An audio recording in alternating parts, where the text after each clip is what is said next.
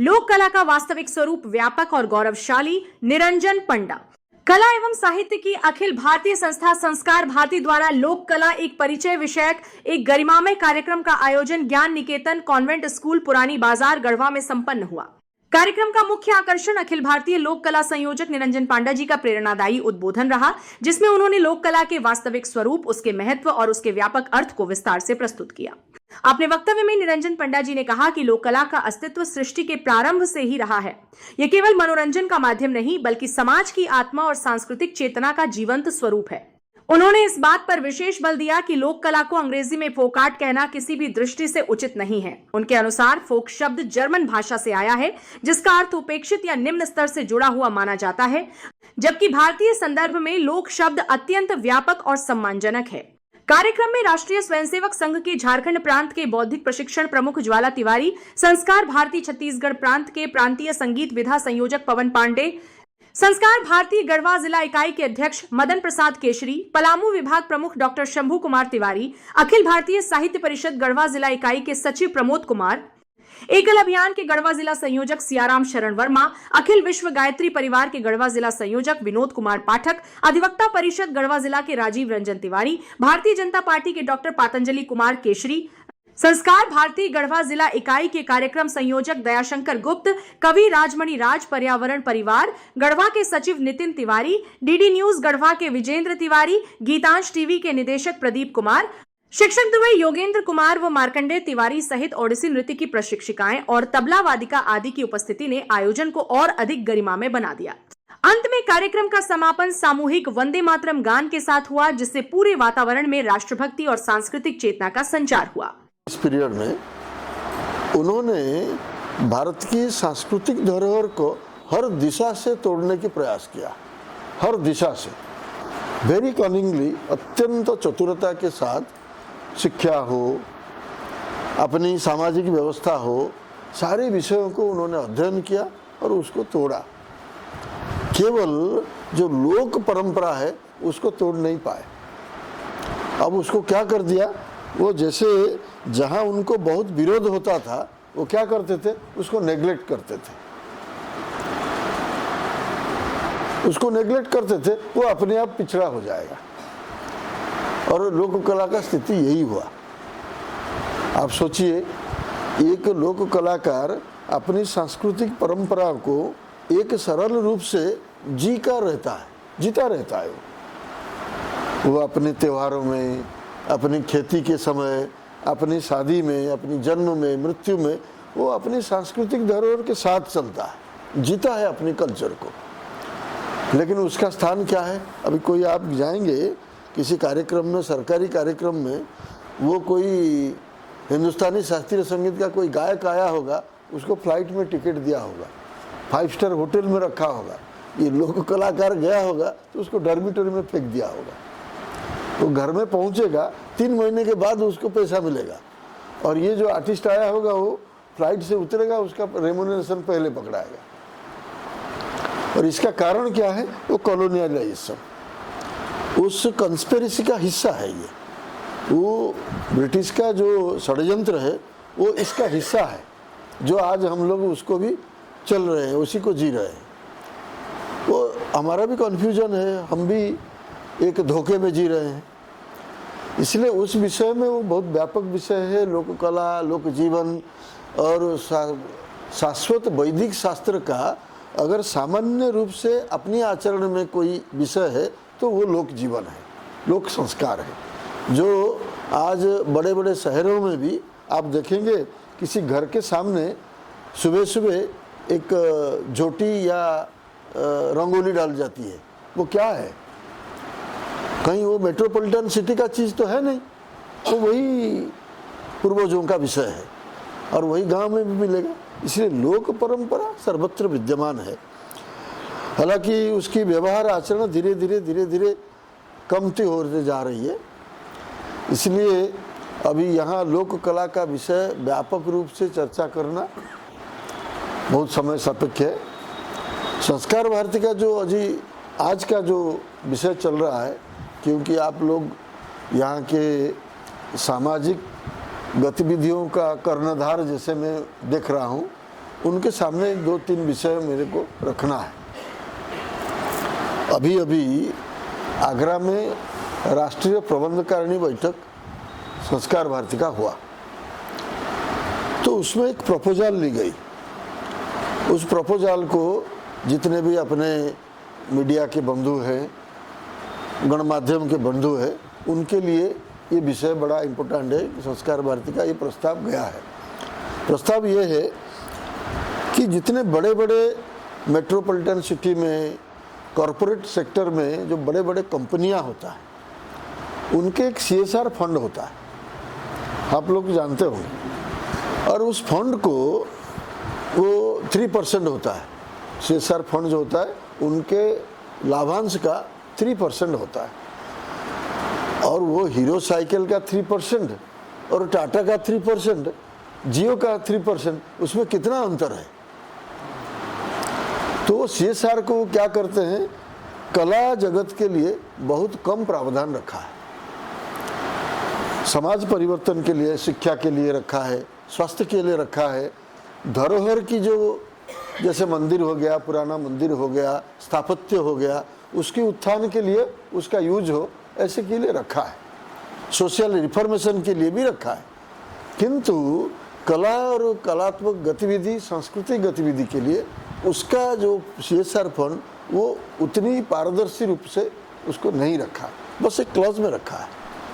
तो उसको इतना पारदर्शी की जाए कि जितने सांस्कृतिक संस्थाएं हैं, जितनी सांस्कृतिक गतिविधियां हैं, तो उसको सहज रूप से उसका लाभ ले सके, सहज रूप से सांस्कृतिक सामाजिक परिवर्तन और उत्थान के लिए उसका उपयोग कर सकते, इसके लिए एक प्रस्ताव पारित हुआ है।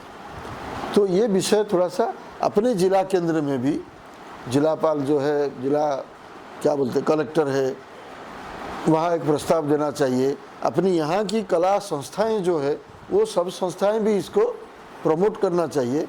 एक विषय ये हमारा करंट विषय है, और 2 विषय ऐसा है जो कि हम सबको करणीय विषय है, करना चाहिए। अभी अभी सभी के आने से पहले वंदे मातरम की सार्धशती का विषय थोड़ा सा हल्का सा चर्चा हमने किया था।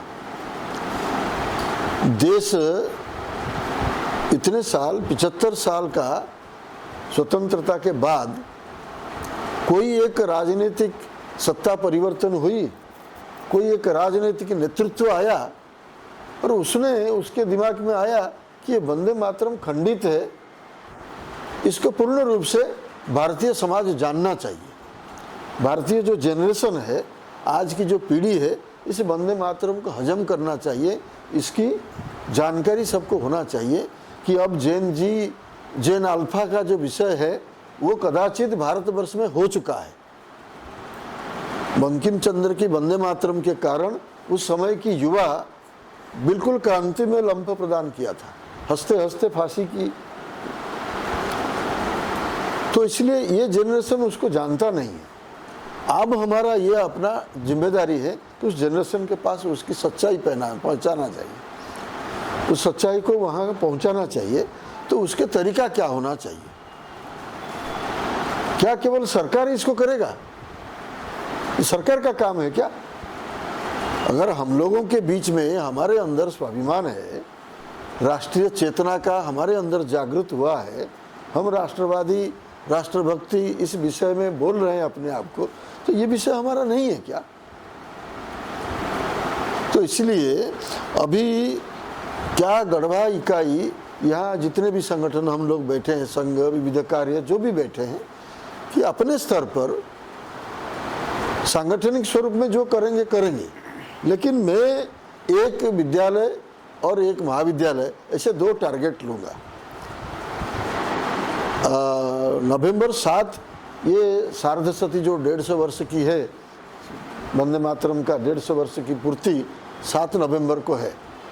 7 नवंबर के बीच में कम से कम मेरे द्वारा 2 कॉलेज की अध्यापक, शिक्षक और उनके विद्यार्थी संपूर्ण वंदे मातरम सीखे, कंठस्थ करे।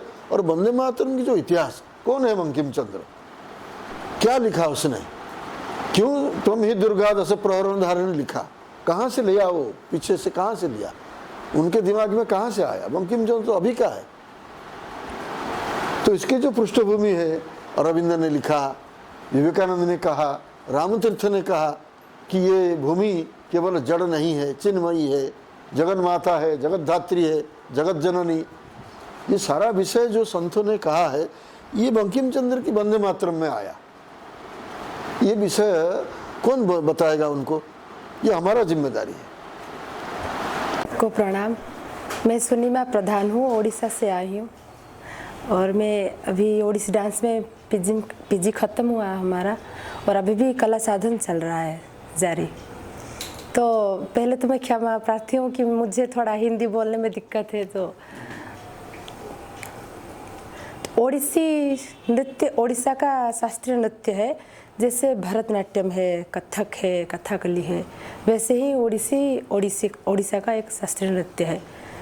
कहा जाता है कि ये जो नृत्य है ये ओडिशा का जो मंदिर है जगन्नाथ मंदिर, वहाँ से जन्म हुआ है इसका। पहले जब राजाओं का शासन था तब जो देवदासी होते हैं, देवदासी यानी कि देवता के जो पूजा आराधना जो करते थे, जिसको ओडिशा में हम महारी कहते हैं, तो वही जो मंदिर में पूजा करते थे भगवान का।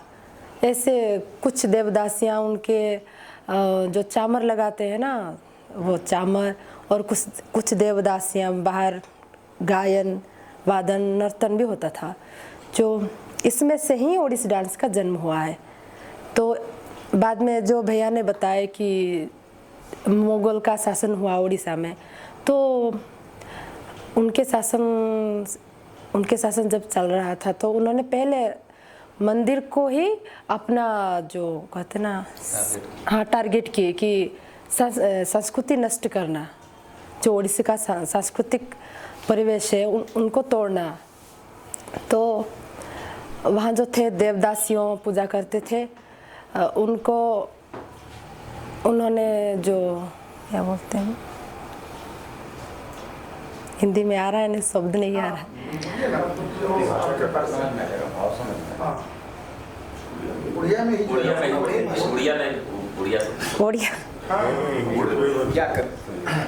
इंग्लिश नहीं।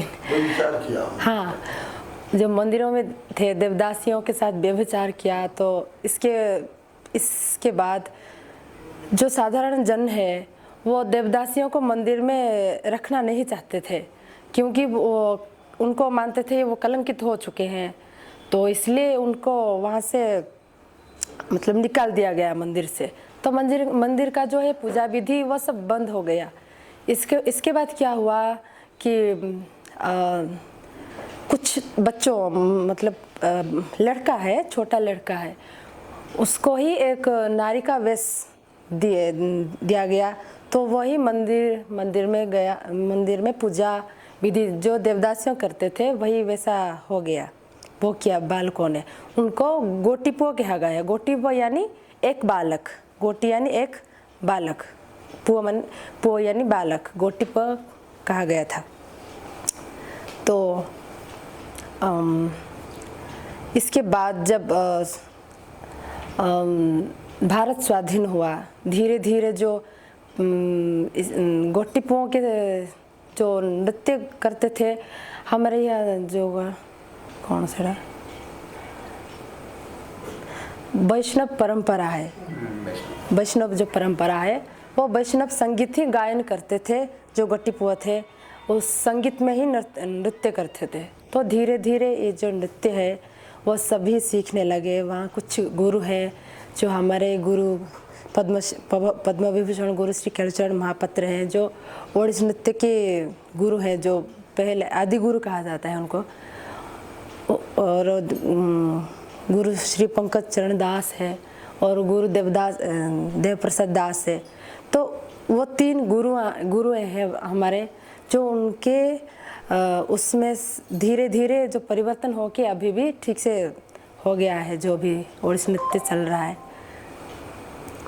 तो ओडिसी नृत्य जो है सभी को सीखना चाहिए, क्योंकि यही ज्ञान है। यहाँ जो इतना सारा ज्ञान है आपको जो भी अगर देखिए कुछ किसी को अगर महाभारत नहीं पता होता तो नृत्य में दिखा जाता है कि द्रौपदी हरण, अगर कुछ लोग नहीं जानते कि द्रौपदी हरण क्या है और पंच पांडव कौन है, तो नृत्य के हिसाब से सभी को सब जानते हैं।